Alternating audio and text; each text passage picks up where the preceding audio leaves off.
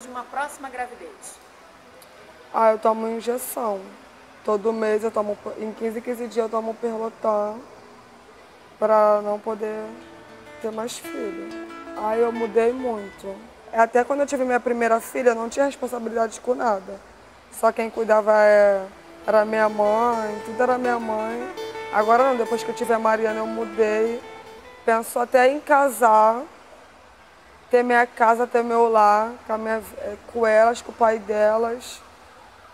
Eu penso em trabalhar e ter minha casinha, cuidar das minhas filhas, viver o resto da minha vida com elas. Muito rico, né? Nossa, é uma aula, né, de gravidez na adolescência, impressionante. O iniciozinho ali também é muito típico, né, Viviane? Exatamente. Ela engravidou ainda ali no resguardo, achava que não ia engravidar, acabou engravidando logo em seguida. E ela diz pra gente isso, né? Ela ali é uma aula sobre esse momento da adolescência, essa onipotência, não, eu não quero, mas eu não tomo. Isso às vezes irrita tanto o profissional, porque pra gente é tão óbvio, né? Relação sexual desprotegida é igual ao risco, mas na cabeça deles não é assim. O adolescente não tem tanto essa coisa da causa e consequência, exatamente, né? Por isso é que você tem que criar várias oportunidades de reflexão.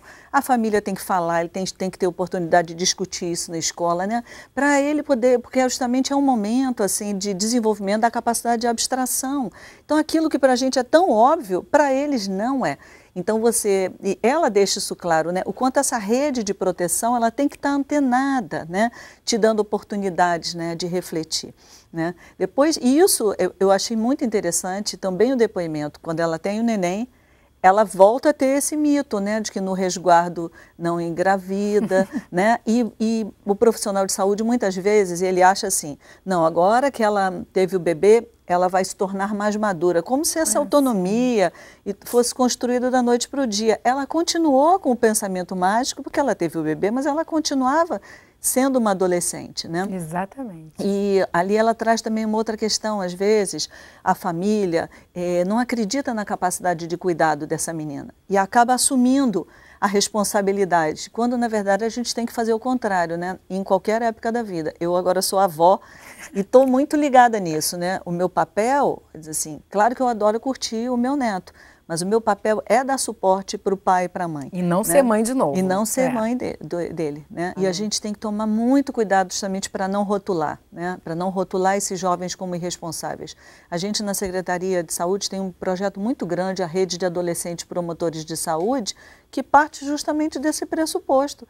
Esses adolescentes são capazes, a gente tem que valorizar a potência deles.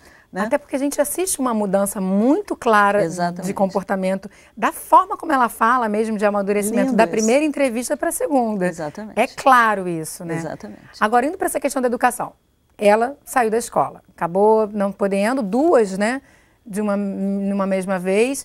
Agora, já existe uma lei federal que facilita essa inserção dessa menina grávida ou amamentando no ambiente escolar, não é isso? Com certeza. E assim, esse é o tema que a gente deve estar discutindo, né? Quer dizer, qual é o sistema de proteção social? Quer dizer, tanto para o antes, né? Será que se essa escola tivesse mais significado para essa menina, que ela aos 13 anos estivesse realmente se vendo num outro tipo, com um projeto de futuro, né? Será que essa menina via uma outra possibilidade de futuro para ela, né? E aí a outra questão que você trouxe é a das creches, né? A gente não tem creche para todo mundo e muitas vezes a creche não valoriza, quer dizer, essa frequência à escola do adolescente como um trabalho, quer dizer, seria fundamental, não importa se ela não trabalha, né? O trabalho dela seria ir à escola. Então você tem que ter todo um sistema de suporte que permita que essa menina realmente possa voltar para a escola, né? Concluir seu projeto de escolarização. E ali a gente fica sem saber um pouco desse pai, né? Que muitas vezes também abandona a escola para trabalhar, né? É verdade. E aí, exatamente. E aí, quando você fala de agravante, é exatamente essa preocupação, né? Quer dizer, o desfecho dessa situação vai depender dessa rede de apoio. Se essa menina não está estudando, se esse rapaz, né, esse pai, também não está ou não trabalha. Exatamente, né? E isso aí? Pode ser um fator, às vezes, de reprodução de pobreza, né? Claro. Então, para que ela realmente, para que a filhinha dela não reproduza esse modelo, ela tem que ter acesso a uma série de serviços que vão fazer, né, com que ela possa ter outras possibilidades de escolha quando ela tiver 13, 14 anos com a mãe dela. Né? A importância de olhar para essa situação da gravidez na adolescência, e é o que a gente continua fazendo no próximo bloco. Viviane, é só rapidinho, a gente já está voltando, não sai daí.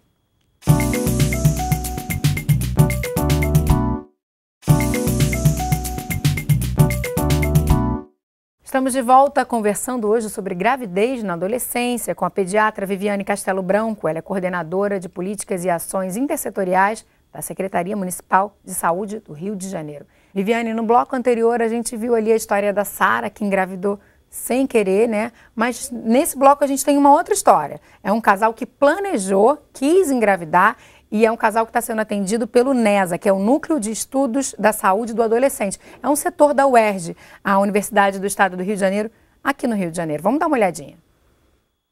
As meninas, quando chegam, todas elas passam primeiro pela enfermeira, que faz a primeira consulta, faz uma anamnese mais completa da situação socioeconômica, da situação social dela, nível de escolaridade, com quem ela mora, se ela tem alguma patologia, enfim. A seguir, todas passam pela nutricionista, pela psicóloga e pela assistente social. Então, assim, cada profissional faz uma avaliação individual de cada paciente para avaliar se tem uma necessidade dela continuar com um acompanhamento psicológico ou não. Algumas, assim, tem um contexto familiar que favorece, seguro, lógico que sempre é um susto, elas sempre ficam muito assustadas inicialmente, mesmo quem deseja a gravidez. Mas quando o psicólogo avalia que não há necessidade de um acompanhamento maior, ela recebe alta nesse primeiro momento e ao longo do pré-natal a gente avalia a necessidade de um retorno ou não. A gente se conheceu na escola, quando ela tinha 11 anos. Já Estamos juntos há 4 anos, vai fazer agora em fevereiro. E veio esse nenenzinho. A gente quis. A gente não podia ficar muito junto por causa da família dela e tudo. Ela ficava na casa dela e eu na minha. Os pais dela não apoiavam muito, porque eu era mais velho do que ela, sou bem mais velho. Só que minha família apoiava e tudo, e a gente queria ficar junto, lá em casa. E aí veio o neném para poder unir a gente, entendeu? Pra gente morar junto. A presença é muito importante, deixa a mãe mais confiante, entendeu? Acho que a mãe sente aquela vontade realmente de ter o bebê, ter o pai ali junto, entendeu? Não ficar saindo, deixar a mãe em casa sozinha, a esposa no caso, né? Você tem que estar junto. Porque você estando junto, ela vai te amar mais ainda e seu filho também. No início eu tomei anticoncepcional. Mas assim, eu viajei, desregulou, não tomei, deixei de tomar e a gente não usava muito preservativo. Um erro, né? Mas aí depois a gente decidiu engravidar, aí a gente parou de usar realmente tudo, anticoncepcional e preservativo. Minha mãe queria muito ter um neném, só que não estava conseguindo. Um netinho para ela seria ótimo. Minha família no início ficou muito desapontada, né? Decepcionada, porque tinham planos para mim e tudo. Mas os planos para mim não morreram. Eu continuo querendo estudar, me formar, dar um futuro melhor para mim, para o meu filho, para minha família. Aí mais uma porção de coisa que a gente pode discutir, né, Viviane? Quer falar um pouquinho? Dá para fazer um comentário aí geral? Eu sempre sofro quando eu tenho que comentar, porque a minha cabeça vai longe, né? Eu fico mobilizada com as histórias, né? Aqui também me chamou uma certa atenção. Claro, primeiro a participação do pai, né? Isso. Que felizmente está ali acompanhando, enfim, planejando. Mas eu acho que esse caso também trouxe uma questão interessante que a gente acaba discutindo um pouco, que é o desejo das avós. Né? Que coisa, né? Isso é muito comum, né? E ali ele consegue verbalizar, mas muitas vezes isso está escondido, né? Que de alguma forma essas avós, às vezes por terem seus sonhos frustrados, às vezes até porque foram mães muito novas e as suas mães tomaram conta dos seus bebês e tudo, de alguma forma elas facilitam essa... nesse caso parece que criaram todas as possibilidades. Exatamente. Né? Então, assim, claro que a gente não quer criticar, é só pegar o exemplo para a gente poder pensar, mas para entender também a complexidade de interesses, de olhares, né, de circunstâncias que estão envolvidas. Então, e da importância, né, da gente ter essa visão holística até quando a gente vai fazer um trabalho, né? Não é à toa que assim a preocupação de quem está lidando com a questão da gravidez e também ter espaço, por exemplo, de práticas educativas que envolvam as famílias, né? Essa preocupação que a família da menina tem, dela dar continuidade, né, a outros projetos. É uma fala interessante que ela fala, eles ficaram decepcionados porque não eram esses os planos que eles tinham para mim. Exatamente, mas enfim, a gente sabe assim, como pais e mães, que os nossos filhos, a gente cria os filhos para eles terem autonomia, né? Mas assim, também é importante para os pais, né, que essa menina tenha um mínimo de independência, né? E ali fica muito claro a importância do serviço, né? Ali, nesse caso é um serviço universitário que tem todo um cuidado.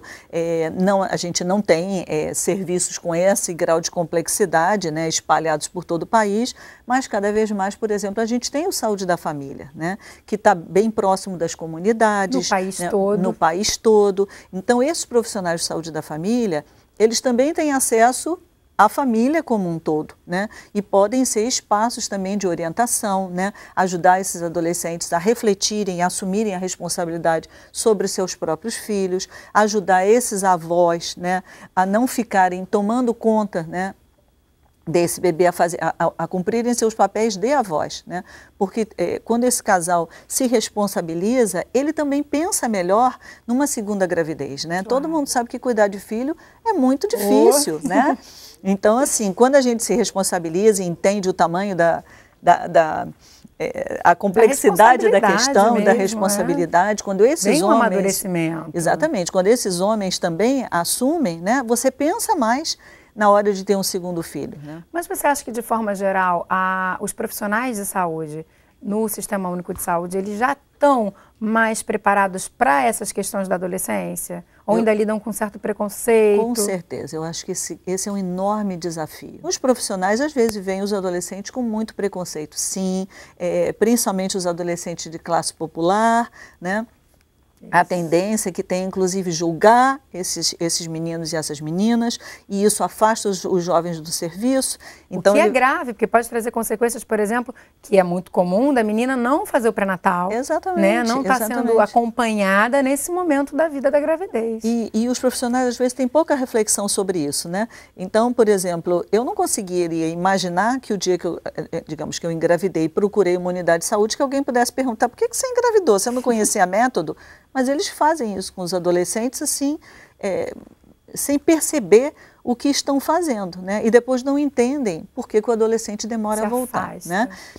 E a gente perde muitas oportunidades, né? Por exemplo, o teste de gravidez, né, que enfim, está disponível nas unidades de saúde, é uma oportunidade excelente, né, para captar precocemente esses adolescentes, mesmo as meninas que não estão grávidas, né? Porque quando você vai procurar o teste, você está denunciando que você está tendo relação desprotegida. Então era o momento de pegar ali aquela menina, exatamente, tentar conversar, orientar, aproximá-la do serviço. Perfeito. O fato de ter o desejo também não quer dizer que a gente diga, ok, né? A gente tem que ajudar essa adolescente a refletir sobre esse desejo, né? Quer dizer, o nosso papel é criar essas oportunidades para que ela conheça, né, o leque de possibilidades que ela tem, né, esse parceiro também, para que eles possam fazer escolhas mais informadas, né? Agora, a gente está chegando ao final, mas a gente não pode deixar de falar da educação sexual. Com certeza. Como é que está essa questão nas escolas? Bom, hoje em dia, o próprio Ministério da Saúde está fazendo um investimento muito grande, né, do programa Saúde na Escola. Mas a gente sabe que, enfim, a gente vai esbarrar também com preconceitos das famílias, de professores. Então, em alguns locais, você tem realmente uma boa discussão, facilitação do acesso a métodos. Tem escolas que, inclusive, distribuem o próprio preservativo, claro que com muito cuidado, e outras que não, né? Ainda são muito resistentes.